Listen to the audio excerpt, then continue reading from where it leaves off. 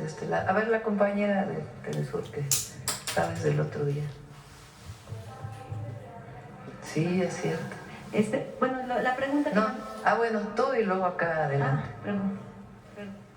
Pensé que era por la pregunta que no había podido hacer. Bueno, es sobre este Polo de Desarrollo de Economía Circular para el Bienestar en Puebla, que la Semarnat ya emitió la declaratoria en el municipio de San José, Chiapa, donde se instalará este parque de economía circular. El INPI en este decreto señaló que no era necesaria la consulta porque no hay pueblos indígenas. Sin embargo, hay algunos pobladores que piden esa consulta y bueno, sobre todo están preocupados también por el tema del agua, ya que se encuentra sobre el acuífero Libres Oriental, que de acuerdo a especialistas su disponibilidad media anual es de 157.1 millones de metros cúbicos y se extraen 217.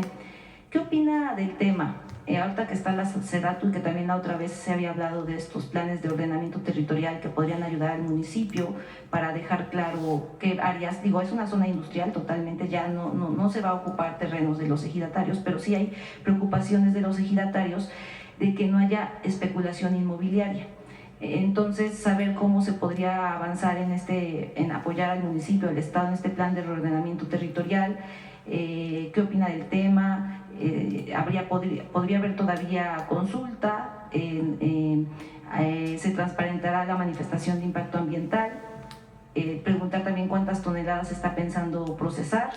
Hay pobladores, sobre todo cuando se rechazó en Tula, que decían que en Tula se rechazó porque ellos aseguraban que se iba a procesar más de 1,000 toneladas diarias de basura industrial, así lo comentaban en ese momento que sucedió en Tula, y saber qué tanta agua se estará utilizando este parque de economía circular y cuál es la estrategia para evitar esa sobreexplotación del vital líquido. El día que estuvimos en Puebla platicamos de este tema y les mostré un video, a ver si lo tienes por ahí, de la planta de separación de basura que hicimos aquí en la Ciudad de México.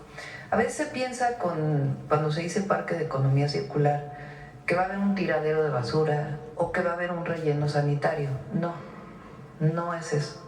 Es el procesamiento de los residuos sólidos para su reutilización en la economía. Esta, por ejemplo, es la planta que instalamos en la Ciudad de México cuando fui jefa de gobierno para residuos municipales, que se llaman. Entonces, si se ven, pues es prácticamente una pequeña fabriquita y que ni siquiera usa agua, no utiliza el líquido, más que para los baños, obviamente, de los trabajadores. Pero si se fijan, pues realmente es una instalación muy limpia. Y de ahí salen las pacas de PET o de aluminio o de otros materiales de papel para poderse ingresar pues, a quienes los utilicen para otros usos. Hay otros esquemas también de economía circular que se van a utilizar, pero no tienen nada que ver con basureros o rellenos sanitarios, sino instalaciones pues, bastante limpias que más bien lo que hacen pues, es mejorar las condiciones ambientales de todo el estado de Puebla. Ese es el objetivo y se va a dar toda la información para que no haya problema. En caso de que llegaran a utilizar algo de agua, pues la Conagua tiene que dar la autorización para poderla utilizar, pero ni son grandes consumos de agua, ni afectaciones al medio ambiente, sino al revés. Son remediaciones, mejoras que van a ayudar, pues incluso al ejido, a los ejidos que están alrededor. Y sobre el ordenamiento territorial, pues ya SEDATU puede ponerse de acuerdo con el municipio y el gobierno del estado. Gracias. Y, Presidenta, finalmente, en el panorama mundial se habla de una falta de componentes para computadoras, como memorias, RAM, CCD y chips. Ante esto, ¿qué avances presentan los centros Cutzali, que son los que están diseñando este tipo de semiconductores? En Puebla, lo pregunto porque son 3 centros, en Puebla hay 1, y si podrían aprovechar la situación pues, que está pasando en la industria de semiconductores para acelerar diseño, fabricación. ¿Qué avances tienen estos centros? Bueno, no sé si haya escasez en un momento hubo durante posterior a la pandemia, por los problemas de logística, de traer barcos de Asia hacia México. La mayor parte de los microchips que se fabrican en el mundo vienen de Taiwán, la mayor parte. Cutzali en realidad es un centro de diseño más que de producción. Está asociado a una ensambladora que hizo el gobierno de Puebla, que está a un lado. La ensambladora está sirviendo hoy para ayudar a universidades, a algunas pequeñas empresas, para poder ensamblar los chips en cierta magnitud. Pero es esencialmente un centro de diseño que permite asociarse pues, con otras empresas o con la fabricación de cierto tipo de chips en México. Gracias. Vamos acá a Telesur. Presidenta, buenos días, soy Aisa García del canal Telesur. Traigo algunos temas y quería en primer lugar preguntarle algo que tiene que ver con el fútbol, pero también con salud. Mientras varios países con turismo hacia México como Canadá, Austria, Estados Unidos, Reino Unido y España mantienen brotes de sarampión continuo, México está realizando una de las campañas de vacunación contra el sarampión más intensas de la historia, pero en esos países no existen esas campañas. ¿Podemos decir que el país llegará al Mundial, bueno, en 98 días con protección suficiente para evitar un rebrote? Sí, a ver si pones lo que presentó aquí Eduardo Clark el martes. Llevamos 21 millones de vacunas aplicadas y el objetivo es que estas semanas y las próximas sigamos con la meta de 3 millones de vacunas aplicadas por semana. Hay suficientes vacunas y están por llegar más. A ver, más adelante. Bueno, ahí están las que se han aplicado. Cuando inició el brote en Chihuahua, en realidad se vacunó principalmente en el estado de Chihuahua. Hay una vacunación intensiva, pero cuando empezó a aparecer en otros estados del país, pues entonces ya inició la vacunación. La semana pasada fueron 3.3 millones de vacunas aplicadas. No sé si viene la tablita de cuántas vacunas van a llegar, o esa me la presentaron en la reunión y a lo mejor no la presentamos aquí, pero van a llegar más vacunas. ¿Se conseguirá la inmunidad de rebaño de aquí al Mundial? El número de contagios en el país ha llegado a 11,000 desde enero del 2025 a la fecha. 11,000 nada más. Porque en México hay un alto nivel de vacunación. Entonces, aun cuando el sarampión es muy transmisible, la población está vacunada. Hay algunas edades en donde se puso la primera vacuna y muchos ya no regresaron por la segunda, porque hubo una época en México en que se decía ponte la primera vacuna al año de edad y la otra a los 6 años. Entonces pasaba mucho tiempo y no necesariamente a los 6 años se ponía la segunda. Eso cambió en el 2023 y se orienta que sea al año y al año y medio. Ahora estamos vacunando desde los 6 meses por el brote de sarampión y se orienta que sean principalmente niñas y niños. Pero no se ha transmitido tanto porque como quiera la población está vacunada. Entonces la orientación es la vacunación de 6 meses a 12 años, 2 vacunas con una diferencia de 6 meses en la aplicación, y si ya se tienen las 2 vacunas se está protegido. Y en algunas entidades de la República donde aún sigue creciendo de los 13 a los 49 años de edad. Pero en efecto hay una campaña muy intensa y mucha coordinación para la vacunación. Presidenta, hablando de otros temas internacionales, este fin de semana habrá una conferencia del presidente Donald Trump de Estados Unidos, dará una conferencia de prensa con algunos gobiernos latinoamericanos. México, su gobierno, ¿cómo percibe esta conferencia del fin de semana? Muchos medios hablan del intento de Washington por recuperar su influencia o reconfigurar su influencia en América Latina. Usted ha dicho que México no participará a nivel de presidente, pero ¿qué papel quiere jugar México en el equilibrio de la región? Bueno, participamos como observadores en esta llamado de la conferencia de paz que hizo para Gaza en particular.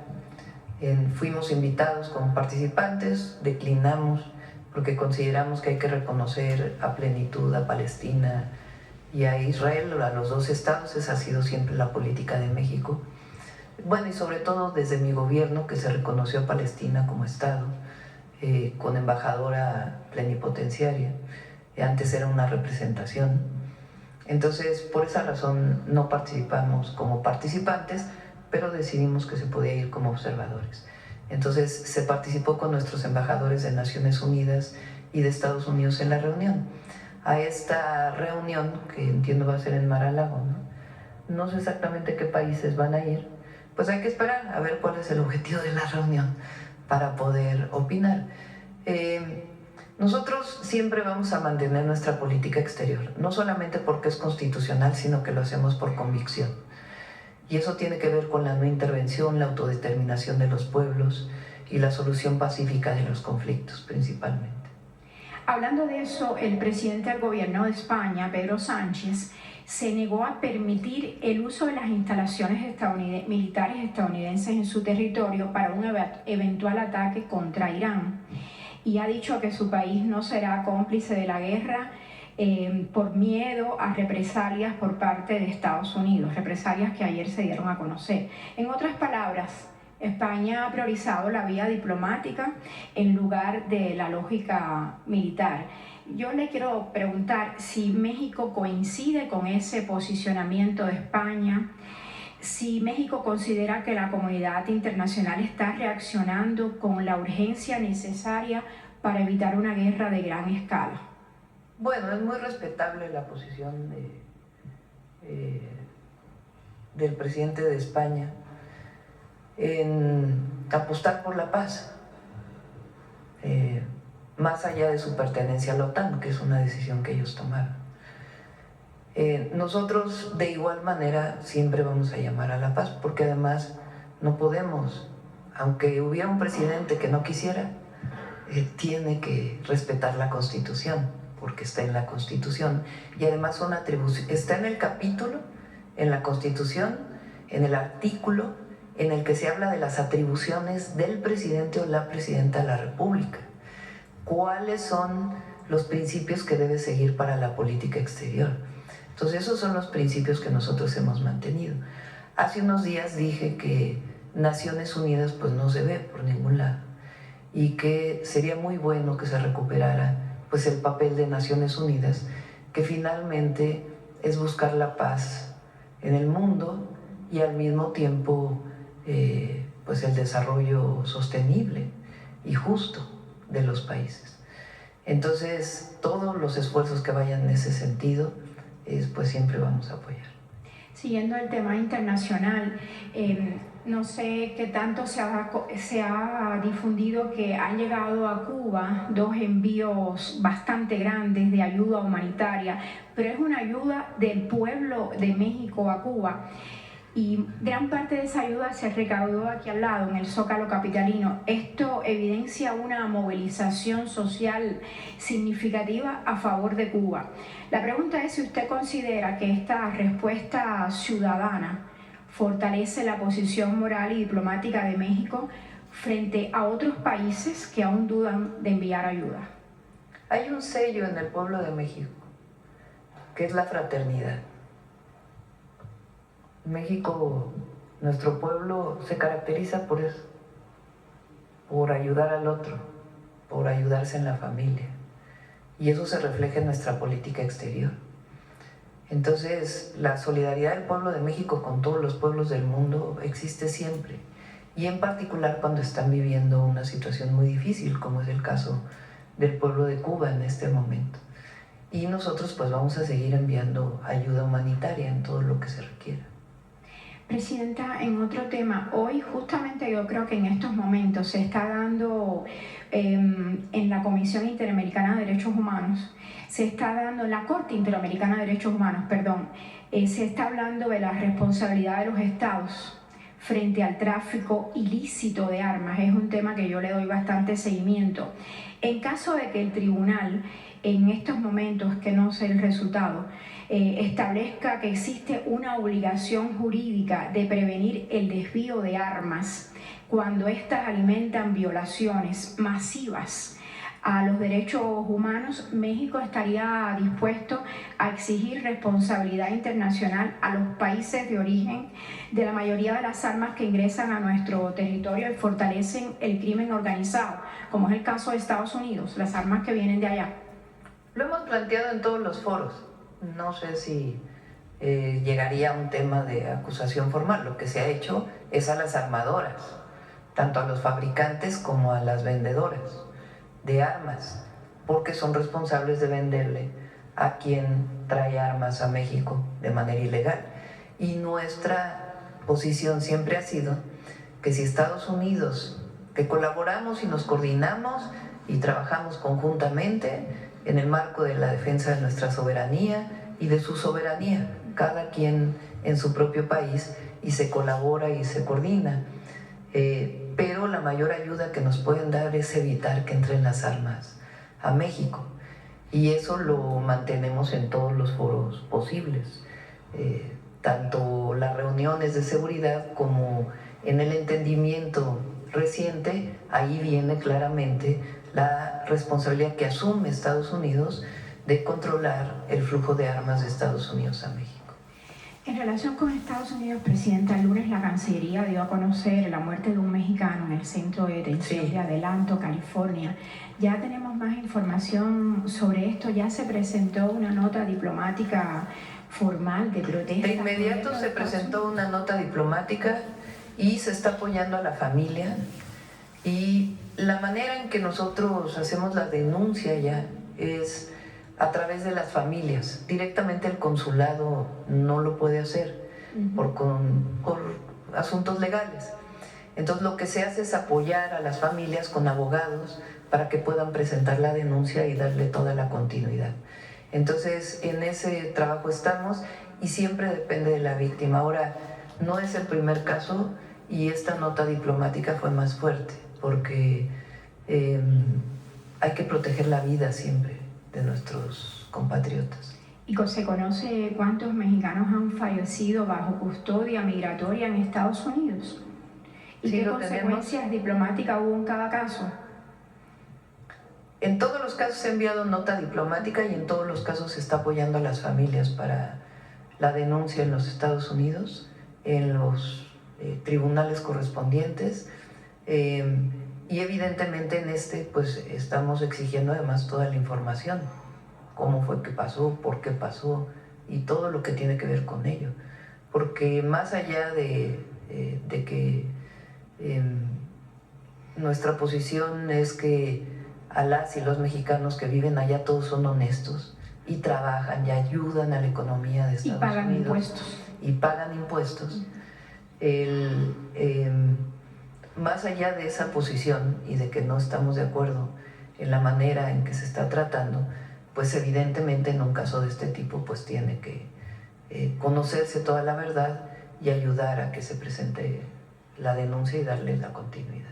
Una última pregunta, Presidenta, de tema local. Supe que la Secretaria de Cultura, Claudia Curiel, se reunió con los sindicatos en horas recientes. ¿Qué se hará con la problemática de los sindicatos de cultura considerando que viene el Mundial y que atienden lugares centrales? Se va a resolver. Hay demandas que ellos tienen de hace tiempo que estamos viendo cómo cumplirlas. Es un tema pues siempre presupuestal. Entonces estamos viendo la manera de poderles ayudar a que se cumplan las demandas. Algunas pues son...